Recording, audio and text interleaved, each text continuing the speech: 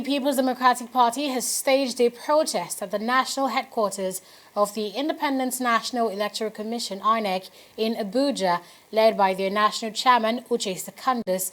Members of the party in their numbers are marched from its headquarters in Wadata Plaza to the INEC office. Tunji Oye now tells us more. It is the first protest by the People's Democratic Party in Abuja, and the protest started off from the Legacy House in Maitama down to the INEC office.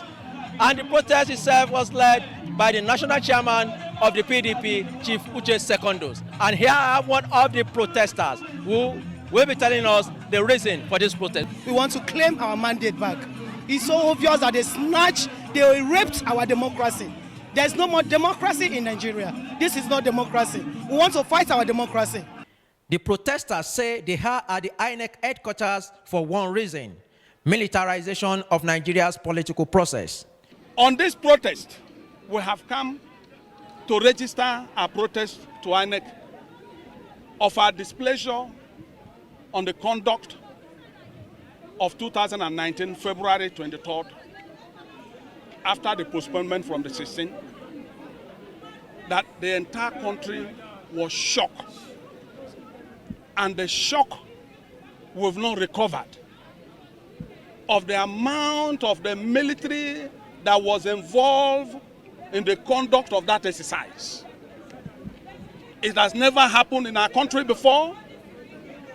It is the first time it's happening. This is a purely civilian exercise. Then INEC involved the military as if there was war. And I can tell you what happened in Bayelsa and in Rivers State. At Bayelsa, the photographer of the personal photographer of the governor was shot by the military, and is dead. In the Rivers State, a whole local government was sacked.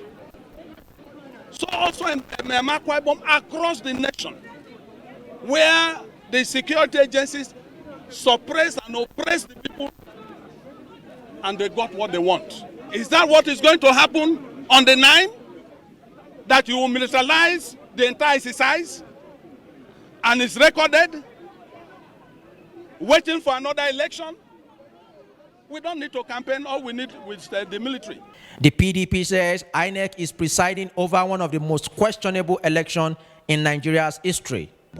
Just in my polling unit alone, when INEC will be coming with excess ballot papers hidden away from observers, we discovered it and insisted that we will take the serial numbers of the excess ballot papers before the voting could commence.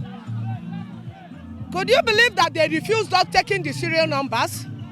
But when we forced them, we found out that they brought in 15,000 extra ballot papers.